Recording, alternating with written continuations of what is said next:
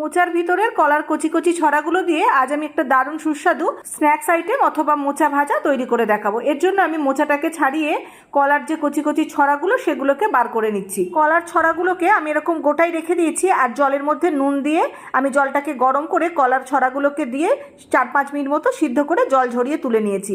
এরপর আমি ব্যাটার তৈরি করে নেবো। বেসনের মধ্যে সর্ষের তেল দিয়ে ময়ান দিয়ে দিলাম নুন, অল্প চিনি, লঙ্কার গুঁড়ো, মৌরি, পোস্ত আর কালো জিরে। অল্প অল্প করে জল মিশিয়ে বেসনটাকে খুব ভালোভাবে ফেটিয়ে নিলাম।